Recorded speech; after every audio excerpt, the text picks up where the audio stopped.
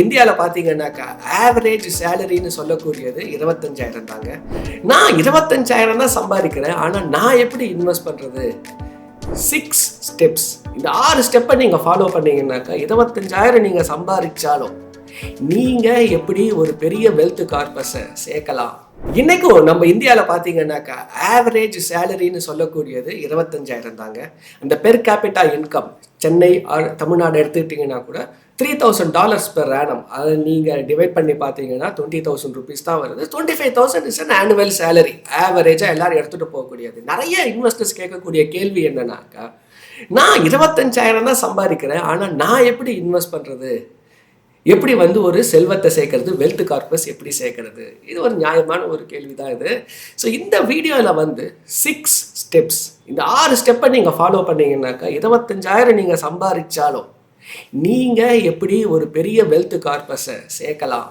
இதை தான் உங்ககிட்ட நான் ஷேர் பண்ணிக்க போகிறேன். நான் ஐம் சதீஷ், ஃபைனான்ஷியல் கன்சல்டன்ட். உங்களுக்கு இன்வெஸ்டிங், பர்சனல் ஃபினான்ஸ், ஈக்விட்டி ஏதாவது ரெக்கமெண்டேஷன், அட்வைஸ் இது வேணும்னா இந்த நம்பருக்கு கால் பண்ணுங்கள். அண்ட் இந்த வீடியோ பார்த்துட்டு இருக்கீங்கன்னா please click the like button. ஓகேங்க, முதல்ல நம்ம என்ன நினைக்கிறோம்னாக்கா, வெல்த் அப்படின்றது ஒரு அப்சல்யூட் நம்பர் அப்படின்னு நினைக்கிறோம். ஆனால் அது கண்டிப்பாக அது ஒரு மித்துங்க. இந்த ஒரு உதாரணத்தை பாருங்கள்.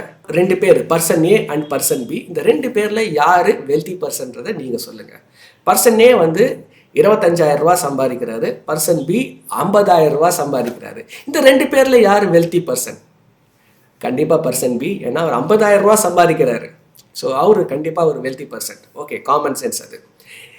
அடுத்தது இன்னும் கொஞ்சம் அண்டர்ஸ்டாண்ட் பண்ணாக்கா இந்த 2 பேரில் யார் வெல்த்தின்றதை பார்க்கலாம். இவர் 25,000 ரூபா சம்பாதிச்சாலும் 2,500 ரூபாய் சேவ் பண்ணி இன்வெஸ்ட் பண்ணுறாரு.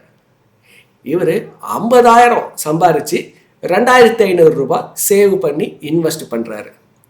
இப்போ இந்த 2 பேரில் யார் வெல்த்தினாக்கா, நிறைய பேர் என்ன சொல்லுவாங்கனாக்கா, ஸ்டில் பர்சன் பி தான் வெல்த்தி அப்படின்னு சொல்லுவாங்க. எதனாலனாக்கா, சேவிங்கும் ஈக்குவல், சேலரி அதிகம். அப்படி பார்க்கும்போது இவர் தான் வெல்த்தி. ஆனால் வெல்த் அப்படின்றது கொஞ்சம் ஒரு சூட்சமமான விஷயங்க.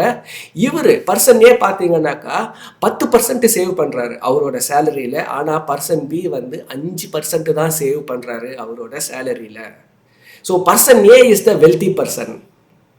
ஸோ கண்டிப்பாக வெல்த் அப்படின்றது எதை பொறுத்து இருக்குன்னா, நீங்கள் சேவ் பண்ணுற அந்த அமௌண்ட்டை பொறுத்து இருக்குது. சேலரி எவ்வளோ வேணா இருந்துட்டு போட்டோங்க. இன்றைக்குமே மாதம் 30ஆம் தேதி பார்த்தீங்கன்னாக்கா எல்லா காசையும் 1 லட்ச ரூபாய் வாங்கிட்டு செலவு பண்ணிவிட்டு 5,000 கூட இன்வெஸ்ட் பண்ண முடியாத இன்வெஸ்டர்ஸ் நிறைய பேர் இருக்காங்க. அவங்க சேலரி பார்த்தீங்கன்னா 1.5 லட்சம் 2 லட்சம் இருக்கும். இன்வெஸ்ட்மெண்ட் பார்த்தீங்கன்னாக்கா இஎம்ஐ நிறைய கட்டுவாங்க. எஸ்ஐபியில் 10,000 தான் போட்டுட்ருக்காங்க. ஸோ நீங்கள் ஒரு வெல்த்தி பர்சனாக மாறணுன்னாக்கா உங்களோட சேலரி எவ்வளோ வேணா இருந்துட்டு போட்டோம், 10% சேவ் பண்ணுறீங்களா அண்ட் அதை உங்களால் இம்ப்ரூவ் பண்ண முடியுதா பாருங்கள். ஸோ மினிமம் 10% அண்ட் அதுலேருந்து அப்படியே இம்ப்ரூவ் பண்ணுறதுக்கு ட்ரை பண்ணுங்கள். That's number 1. நம்பர் 2, அதோட கண்டினியூவேஷன் இது. ஸ்டெப் 2 பார்த்தீங்கன்னா கண்ட்ரோலிங் த எக்ஸ்பெண்டிச்சர். இப்போ நம்ம என்ன பண்ணுறோன்னாக்கா, சரி என்னோட சேலரி 25,000 ரூபாய், இதெல்லாம் என்னோட எக்ஸ்பென்சஸ். சரி, மிச்சம் நான் சேவ் பண்ணுறது, மிச்சம் முடிக்கிறது இவ்வளோ காசு, 1000, 1500, 750 ஏதோ, அதை நான் இன்வெஸ்ட் பண்ணுறேன். இதுதான் அப்ரோச்சாக வச்சிட்டு இருக்காங்க ப்ரிடாமினண்ட்டாக. என்கிட்ட வரக்கூடிய இன்வெஸ்டர், சதீஷ் என்னோட சம்பளம் 25,000, இதெல்லாம் என்னோட எக்ஸ்பென்சஸ், நான் சேவ் பண்ணக்கூடிய காசு. ஆனால் எக்ஸ்பெண்டிச்சரை நீங்கள் என்ன பண்ணணும்னா, உங்கள் சம்பளம் 25,000னா 25,000 மனசில் வைக்கவே வைக்காதீங்க. உங்கள் சம்பளம் 22,500ன்னு வச்சுக்கோங்க. முதல்ல என்ன பண்ணுங்க, முதல் செலவே சேவிங்காக இருக்கட்டும். First expense, let that be a saving. So உங்கள் சேலரியே 22,500னா நீங்கள் என்ன பண்ணுவீங்க, உங்கள் எக்ஸ்பென்சஸை எல்லாத்தையும் அதுக்குள்ளே கொண்டு வந்துடுவீங்கல்ல. இது பேர் தாங்க டிலேடு கிராட்டிஃபிகேஷன் அப்படின்னு சொல்லுவாங்க. ஏதாவது நம்ம கிட்ட காசு நிறைய இருந்துச்சுனாக்கா, சரி இதுக்கு தானே ஸ்பெண்ட் பண்ணிடலாம், ஒரு டிவி தானே வாங்கிடலாம், ஒரு சோஃபா செட்டு தானே வாங்கிடலாம், பசங்களுக்கு ஏதாவது ஒரு கிஃப்ட் பண்ணலாம், ஏதாவது வாங்கி கொடுக்கலாம், அவங்கள ஒரு நாள் ஈவினிங் கூப்பிட்டு போகலாம். வெரி இம்பார்ட்டண்ட்டுங்க. நம்ம ஒரு நாளைக்கு 10 மணி நேரம் 11 மணி நேரம் ஒர்க் பண்ணுறோம் ஆவரேஜாக, கம்யூட்டேஷனோட சேர்த்து. ஸோ அவ்வளோ கஷ்டப்பட்டு ஒர்க் பண்ணும்போது ஒரு மனிதருக்கு என்டர்டைன்மெண்ட் ரொம்ப இம்பார்ட்டண்ட். வாழ்க்கையை கொஞ்சம் கஷ்டப்படும் போது என்ஜாயும் பண்ணணும்ல. ஆனால் என்ன சொல்கிறேன்னாக்கா, have a balance between what you enjoy currently and what you save for future. இப்போ என்ன சந்தோஷமாக என்ஜாய் பண்ணுறீங்களோ ஒரு அளவுக்கு, ஒரு கட்டுப்பாடோட அதே நேரத்தில் ஒரு 10% சேர்த்து வைங்க. ஸ்டெப் 2 கண்டிப்பாக ஃபாலோ பண்ணுங்க, மறந்துடாதீங்க. 3வது, எப்பவுமே பார்த்தீங்கன்னாக்கா உங்களோட வாழ்க்கையில் ஒரு ப்ரிப்பரேஷனோட இருக்கணுங்க. என்ன ஆகுனாக்கா வாழ்க்கைன்றது வந்து சம்டைம்ஸ் நம்ம நினச்சிட்டு இருக்க மாதிரியே நடக்காது. அது ஏதாவது ஒரு எமர்ஜென்சி லைஃப்பில் வரத்துக்கு ஒரு சான்ஸ் இருக்குது. ஸோ எமர்ஜென்சி அப்படின்னு பார்த்தீங்கன்னாக்கா உங்ககிட்ட ஒரு எமர்ஜென்சி ஃபண்ட் இருக்கா? ஏதோ உங்கள் ஃபேமிலியில் யாரோ ஒருத்தர் அவசரமாக உங்ககிட்ட வந்து ஒரு 25,000 ரூபா கேட்குறாங்க, உங்களால் கொடுக்க முடியுதா? நீங்கள் ஏதாவது சேவ் பண்ணி வச்சுருக்கீங்களா? இல்லை ஏதோ ஒரு மெடிக்கல் எமர்ஜென்சி வருது உங்களுக்கு. நிறைய பேர் என்ன பண்ணுறாங்கனாக்கா மெடிக்கல் எமர்ஜென்சியை அவங்க பாக்கெட்லேருந்து எடுத்து செலவு பண்ணுறாங்க, இல்லைன்னா கடனை வாங்கி செலவு பண்ணுறாங்க. நீங்கள் முதல்ல என்ன பண்ணணும்னா உங்கள் 6 மாதத்தோட எக்ஸ்பென்சஸை ஒரு ஃபிக்ஸட் டெபாசிட்டில் எமர்ஜென்சி ஃபண்டாக வச்சுடுங்க. அண்ட் ஒரு ஹெல்த் இன்சூரன்ஸ் வாங்கிடுங்க. ஸ்டெப் 3 கண்டிப்பாக ரொம்ப ரொம்ப ரொம்ப important, basis of wealth management. நீங்கள் எஸ்ஐபிலாம் போடுறதுக்கு முன்னாடி இதை செஞ்சுடுங்க. இதை செஞ்சிட்ட பிறகு நீங்கள் எஸ்ஐபின்றதுக்கே வாங்க. ஸ்டெப் 3. ஸ்டெப் 4 பெரிய மிஸ்டேக், எல்லாரும் பண்ணக்கூடிய ஒரு பெரிய மிஸ்டேக் என்னன்னாக்கா, ஓகேங்க 10% சேவ் பண்ணுறீங்க, ஆனால் சேவ் பண்ணிட்டு என்ன பண்ணுறீங்க?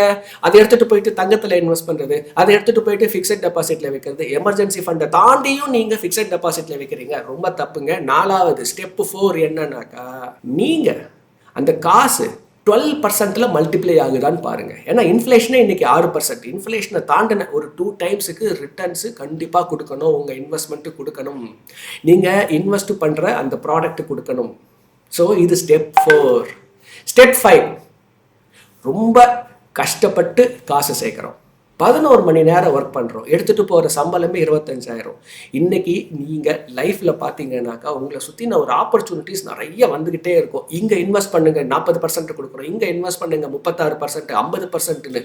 ஸோ இந்த கெட் ரிச் குயிக் அப்படின்னு சொல்லக்கூடியது யாரெல்லாம் இன்வெஸ்ட் பண்ணுறாங்கன்னாக்கா, நிறைய பேர் ரிட்டையர்ட் ஆகிட்டு அவங்க கடைசி கால மணி அதில் இன்வெஸ்ட் பண்ணுறாங்க. நிறைய பேர் மிட் லைஃப்பில் கடனை வாங்கி இந்த மாதிரியான ஸ்கீமில் இன்வெஸ்ட் பண்ணுறாங்க. பாருங்கள், காமன் சென்ஸை தாண்டி இன்வெஸ்ட் பண்ணாதீங்க, இந்த மாதிரியான ஸ்கீமை நம்பாதீங்க.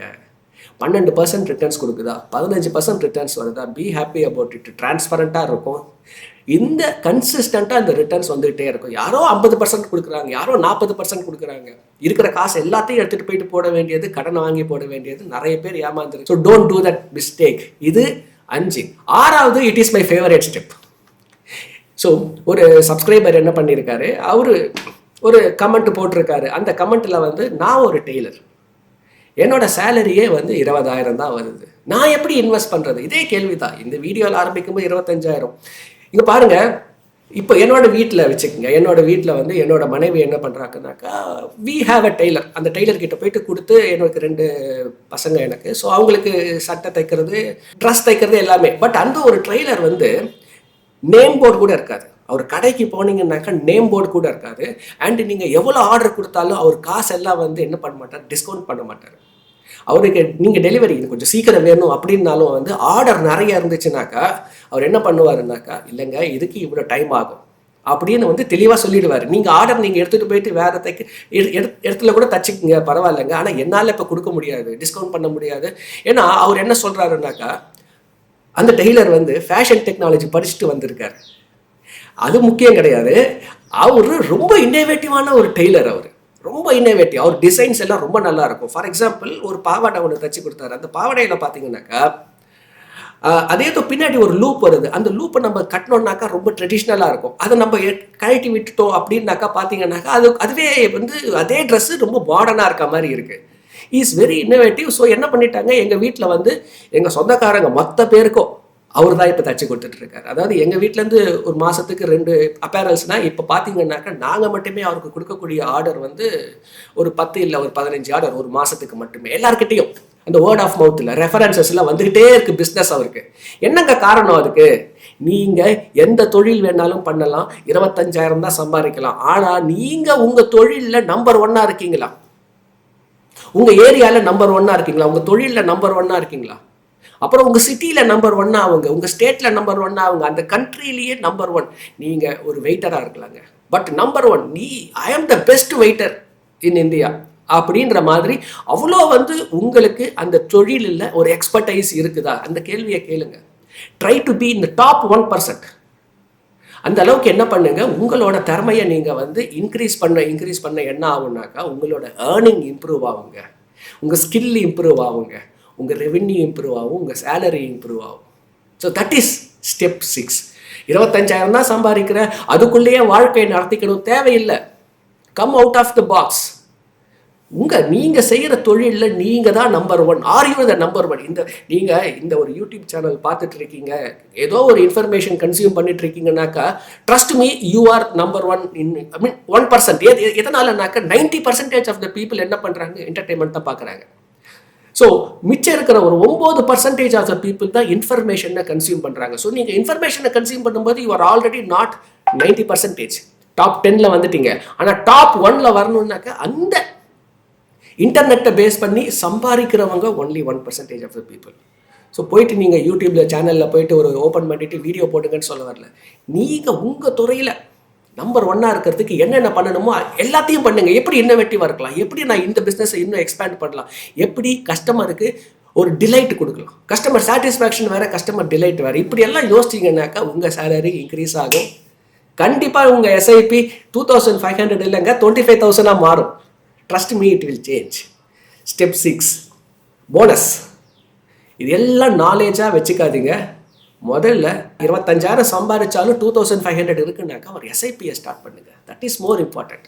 ஸோ அந்த எஸ்ஐபியை நீங்கள் ஸ்டார்ட் பண்ணிட்டீங்கன்னாக்கா, அந்த ஆக்ஷன் இருந்துச்சுனாக்கா, ஒரு டிசிப்ளின் வந்துருச்சுன்னா அந்த ரிட்டர்ன்ஸை பார்ப்பீங்க. நீங்கள் இன்வெஸ்ட் பண்ணுற காசு ஓகே வளருது, டிரான்ஸ்பரண்ட்டாக இருக்குது, இது அந்த ஒரு க்ரோத்தை நீங்கள் பார்க்க ஆரம்பிச்சிட்டிங்கனாக்கா அது நீங்கள் இன்க்ரீஸ் பண்ணிக்கிட்டே இருப்பீங்க, ஸ்டெப் அப் பண்ணிக்கிட்டே இருப்பீங்க. இதை ஃபாலோ பண்ணுங்கள். இந்த 6 ஸ்டெப் ப்ளஸ் அந்த ஆக்ஷனை கன்வெர்ட் பண்ணுங்கள். டெஃபினட்டாக 25,000 சம்பாதிச்சாலும் நீங்கள் ஒரு வெல்த் கார்பஸை கண்டிப்பாக சேர்க்கலாம். அப்படி ஏதாவது உங்களுக்கு வந்து ரெக்கமெண்டேஷன் அட்வைசரி வேணும், என்னால் வந்து ஒரு 1000 தான் இன்வெஸ்ட் பண்ண முடியும், 500 தான் இன்வெஸ்ட் பண்ண முடியும், என்னவோ ஏதாவது ஹெல்ப் வேணுன்னா அந்த நம்பருக்கு கால் பண்ணுங்கள். We are happy to help you, assist you. Stay tune. ஏதோ புதுசாக கற்றுக்கிட்டேன்னு ஃபீல் பண்ணீங்கன்னாக்கா லைக் பட்டனை கிளிக் பண்ணுங்கள், கமெண்ட் பண்ணுங்கள். And stay tune this channel. இன்னொரு வீடியோவில் இன்னொரு நல்ல இன்ஃபர்மேஷனோட மீட் பண்ணுறேன். See you. Bye bye.